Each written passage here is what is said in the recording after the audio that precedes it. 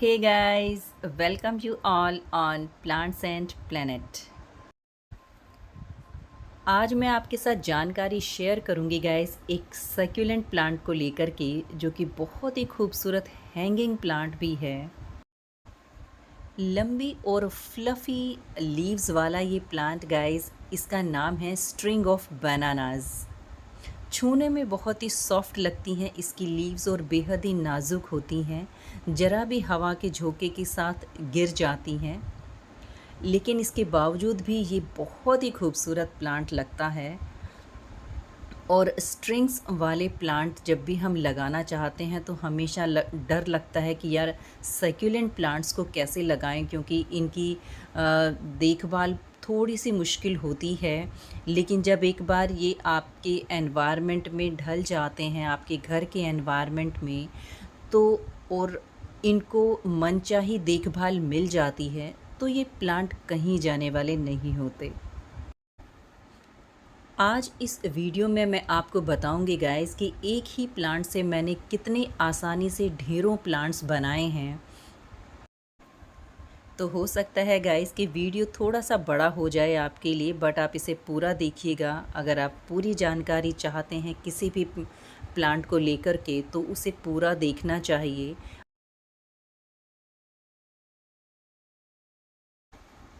तो ये प्लांट है गाइस स्ट्रिंग ऑफ बनानास का, और सीडम की वैरायटी ये कहलाती है, जिसे कि हम स्टोन क्रॉप्स भी बोलते हैं। और क्योंकि ये प्लांट नीचे की तरफ ट्रेल करते हैं, तो ये हैंगिंग बास्केट में या ऊंचे जो पोट रहते हैं जिनकी हाइट ज़्यादा रहती है, ऐसे पोट में ये बहुत ही खूबसूरत लगते हैं। दूसरा, ये प्लांट जो होते हैं इन्हें ग्राउंड कवर में भी इस्तेमाल किया जाता है, जहाँ पर मौसम एक जैसा रहता है, ठंडी वाला मौसम, तो ऐसी जगह पर इन्हें लगाया जाता है, क्योंकि ठंड में ये बहुत अच्छे ग्रो करते हैं। और सनलाइट में भी इन प्लांट की ग्रोथ पर कोई फ़र्क नहीं पड़ता है। सर्दी की धूप में इन प्लांट्स की ग्रोथ बहुत ही अच्छी होती है। गर्मी में भी ये प्लांट आसानी से ग्रो कर जाते हैं, बट जहाँ टेम्परेचर 30 के ऊपर जाने लगता है, ह्यूमिडिटी बढ़ने लगती है, तो उस समय अगर पानी का ध्यान ना रखा जाए तो बहुत ही जल्दी इसकी जो नाजुक सी स्टेम्स होती हैं वो गल जाती हैं। लीव्स में भी ओवर वाटरिंग की वजह से लीव्स भी इसकी गलने लगती हैं, तो थोड़ी सी देखभाल की ज़रूरत होती है इस प्लांट को। और क्योंकि ये सैक्यूलेंट की कैटेगरी का प्लांट है और इसकी लीव्स जेल बेस्ड होती हैं, इसीलिए इसकी पानी की रिक्वायरमेंट भी गाइस बहुत कम होती है। हमें जस्ट इसकी मिट्टी को नम करना होता है। वहीं पर अगर इसके आसपास भी ज़्यादा मॉइस्चर बना रहता है, तो इसकी जो लेंथ है लीव्स की, वो देखेंगे आपकी ज़्यादा बड़ी हो जाती है, और लीव्स दूर दूर आना शुरू हो जाती हैं। एक नोड से दूसरे नोड में गैप ज़्यादा हो जाता है, जैसा कि आप अभी मेरे इस प्लांट में देख पा रहे हैं। क्योंकि ये बारिश का सीज़न है और ऐसे में इस प्लांट को सॉइल में पानी की ज़रूरत नहीं पड़ती। ये एनवायरनमेंट से ही जो मॉइस्चर है उसी से लेकर इसकी ग्रोथ होती रहती है। तो ऐसे में आप देख पा रहे होंगे कि एक लीफ से दूसरी लीफ में जो डिस्टेंस है वो ज़्यादा है,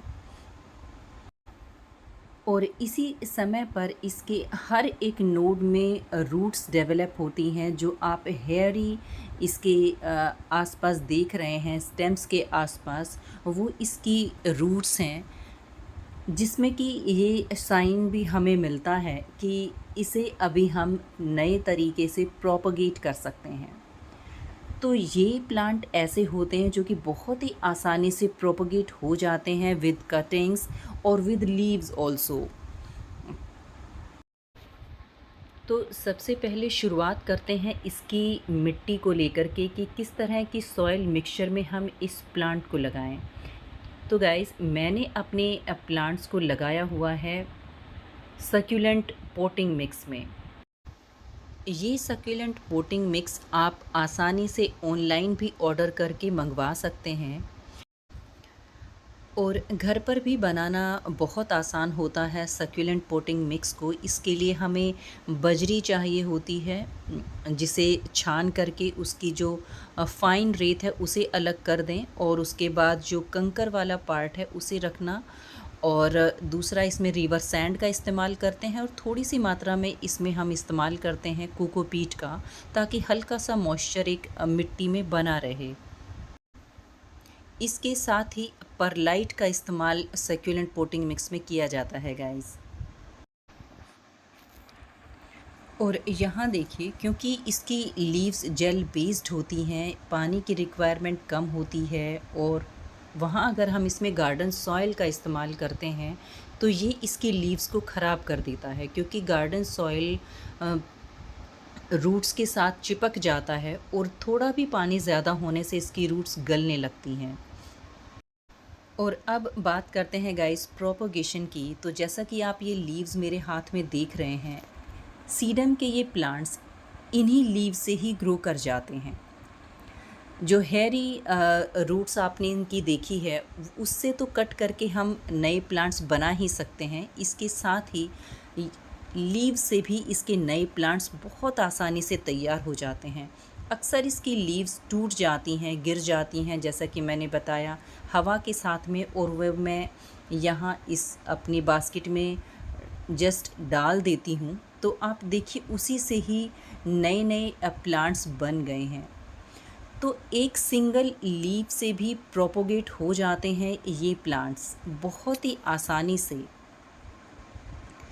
और अगर ये सर्कुलेंट पोटिंग मिक्स होता है तो इसमें, क्योंकि भुरभुरी ये सॉइल मिक्सचर रहती है, पोरस सॉइल मिक्सचर रहता है, तो बहुत आसानी से एक लीफ भी ग्रो कर जाती है।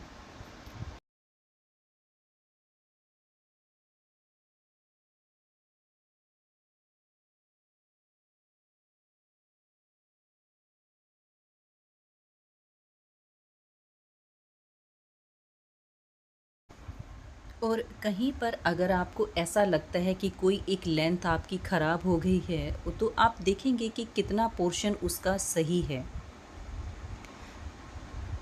तो यहाँ देखिए गाइस, ये आपके सामने एक प्रूफ भी है कि एक ही लीफ से ये प्रोपोगेट कितने आसानी से प्लांट हो जाते हैं। तो जो पोर्शन गाइस किसी भी लेंथ का ख़राब हो जाता है, आप उसे कट करके अलग कर सकते हैं।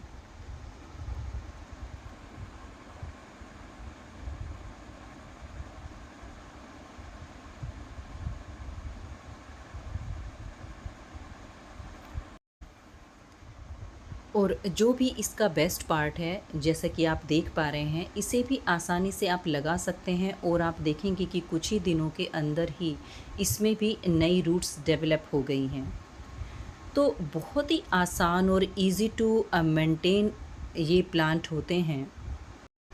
सनलाइट की अगर बात करें तो इस प्लांट को अगर सुबह की 2 से 3 घंटे की धूप में ये प्लांट रहता है तो बहुत ही अच्छी इसकी ग्रोथ होती है। इसमें इसकी लीव्स शाइनी रहती हैं, और ज़्यादा आपको हेल्दी और मोटी इसकी लीव्स नज़र आएंगी। वहीं पर हार्श सनलाइट से आप अपने प्लांट को बचाएं, क्योंकि उसमें इसकी लीव्स न केवल सिकुड़ जाएंगी, हल्की ब्राउन भी हो जाएंगी, और प्लांट आपको उतना गुड लुकिंग नहीं लगेगा। और यहाँ देखिए गाइस, एक और शैलो पोट है मेरे पास, जिसमें कि मैंने इन्हीं लीव से बहुत सारे नए नए प्लांट्स तैयार किए हैं। और ऐसे मेरे पास कई सारे पोट हैं जिसमें कि मैंने इन प्लांट्स को लगाया हुआ है। तो गाइस, आप स्ट्रिंग ऑफ बनाना को लेकर आइए और लगाइए, बहुत ही आसान केयर है। और कैसा रहा आपका एक्सपीरियंस इस प्लांट के साथ, आप मुझे कमेंट करके ज़रूर बताइए। और ये भी बताइए कि ये वीडियो आपको कैसा लगा। वीडियो पसंद आया हो तो लाइक शेयर करना ना भूलें। इसके साथ ही चैनल को सब्सक्राइब कर लें। Thank you.